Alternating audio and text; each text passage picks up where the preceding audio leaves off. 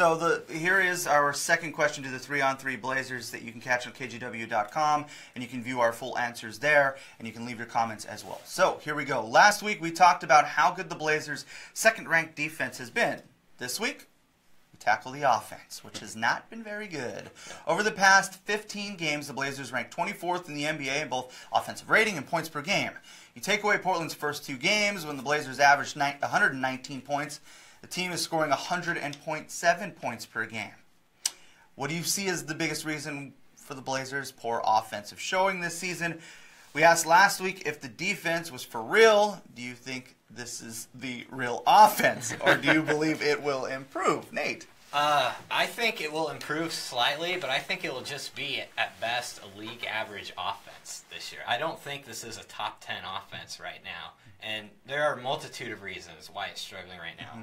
I'm sure we're going to get into all of them. Totally. I'm going to start off with Damian Lillard. And this isn't like a shot at him whatsoever. He's been good this season, but he has struggled shooting the basketball. He would tell you that right now, that statistically the numbers aren't there in terms of what we're used to seeing from him. He's typically shot 43% from the field and 37% from 3. This year he's 40% from the field and 31% from the three-point line. That means he's not even making 1 out of every 3 three-pointer that he takes. And with a team that doesn't have a consistent third scorer like we thought they were going to have with Nurkic this year, most of the offensive pressure is still on Dame and CJ. And so while CJ has shot great so far and has been off to a terrific start this year, Dame is struggling. And so when you don't have those 2 guys, combining for 50 to 60 points a night, the Blazers don't have a lot of other options in terms of offense that they know they're going to get night in and night out. Yeah, I think I think the biggest problem is the same problem it was the last time we talked about this. They're still missing shots. Yeah. As a team, they're shooting about 43%. Last season, they shot 47% as a team. Their three-point shooting is about the same, and their free throw shooting is actually a little bit better. But from the field, they're just missing shots. And a lot of people, I've heard them talk about how the Blazers' offense looks stagnant, and it may just by the eyeball test. I think that you could agree with that. But as a team, they're running the same amount of miles on the court every game on average as last season. They're attempting the same number of passes per game as last season, the exact same number. So they're still moving the ball. They're still moving without the ball, but none of that is resulting in the same amount of shots made. And so I looked it up. If they, with what they're doing this season, if they were shooting what they shot last year from the field, they would be averaging 2 more points per game, which would take them from ranked 21st in offense for the season, because we just talked about the last 15 games, all the way up to 13th. The other problem they're having is turnovers. They're turning the ball over 2 times more per game. And you give away possessions, that's going to kill an offense. And for every one of those possessions, they average about 101 possessions per game, and they score about 1 point per possession. So that's another 2 points if they're not getting those 2 extra turnovers, and that would take them all the way up to 8th in the league in offense. So I think that they'll get better because Damian Lillard's shooting pretty poorly from the field, and Yusuf Nurkic's career numbers shooting are also down. I think both of those guys will get back to close to their averages, and it will correct itself, but I don't know if they're going to get back up into that top 10. I don't know what the deal is with the turnovers, if they can fix that, but I think shooting slumps end, and those averages will look more like their career averages by the end of the season. So you don't think the shooting we've seen so far is what the shooting will be all year? I don't think so. Yeah. I think it's just a shooting slump. Especially, I don't know about Nurkic. Yeah.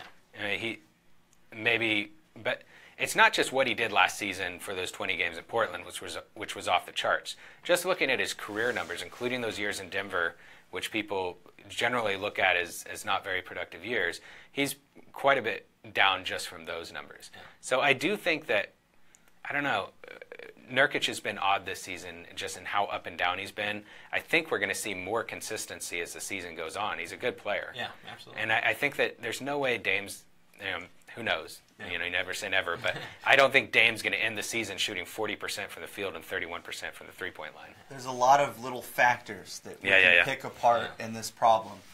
It wasn't hard to find just kind of looking through the numbers. And the one thing that was very telling at the beginning of the broadcast of the last game is that they put out a shot chart for Damian Lillard and CJ McCollum. And it had, here's where they're shooting really well. Damian Lillard's shooting really well from the right side. above average, better than most players on the court. But what C.J. McCollum, who you would consider one of the best shooters in the league, and Damian Lillard, one thing that they had in common was around the cylinder. They're missing layups. And if you look at that from Jusuf Nurkic, he's missing layups. This team is missing bunnies. They're missing easy shots. Do you know who ranks last in the league in field goal percentage at shots right at the rim? The Blazers. Yeah. And it's not close. No, they're like at 50%, and the second worst team's like at 54. Yeah. And I thought that was just so telling in terms of this offense, because it is a jump shooting team, and when you look at jump shooting teams, they shoot more two-pointers than almost everyone in the league. So they're going to take those twos, which are kind of risky. Especially the longer, mid-range jumpers. Obviously, CJ is one of the best, and some of these guys have their moments, but that's going to happen with a jump shooting team. They're going to go up and down. And it also tells you that these two guards are their shots are being contested at the rim, which makes it a lot more tougher to make layups. So if you make layups, those numbers look a lot better. You get a few more buckets, you score a little more points. To answer the question, though, I do think that this thing gets better. To Nate's point, I do think that this is an average offense, even when they figure it all out. Unless something happens dramatically or they get another player or something that we're not seeing right now. I think this is what it is, and they're going to have to bank on this defense holding up. Absolutely, and to your point of missing shots at the rim, the Blazers are one of the best rebounding teams in all the league, and they're 24th in points in the paint this year, which means they're getting rebounds, You're but they're missing not putbacks. But they're not getting the putbacks as well. So to your point, they are missing a lot of shots at the rim. The other thing, to Jared's point about they're making the same amount of passes, but they're still last in assists. Right. So there is a difference between passing and passing with a purpose. There is a difference between just throwing it out to the left side. Let's try to get this offense moving to swinging it around, maybe a skip pass to the corner that leads to a better looking shot. And so, for whatever reason, they're missing out on these opportunities. In transition offense, which they talked about how they were going to focus on 2 weeks ago, they're still dead last in the NBA by a bucket in that point. So they're missing points in the paint, and they're not getting transition buckets. Those are easy baskets, easier opportunities that they're just not creating for themselves. And that's what that's why there was an emphasis on this, because these are free, easier baskets. You want those. They get things going, the momentum, like all of these things play into it. It's a ton of factors. You get a lot more assists when you're on the break, and it's a quick pass on the outlet. Things like that. These are all things that play into this big problem that we have. Missing shots at the rim too might also be a product of they need more three-point shooting, because right now they shoot well from the three-point line. I think they rank in the top 10.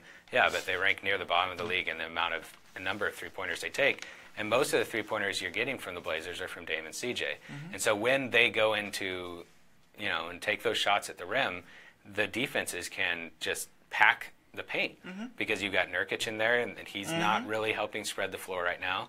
And they really don't have, out of Shabazz Napier, they don't have other three-point shooters. And maybe that's where Myers Leonard comes in. Maybe.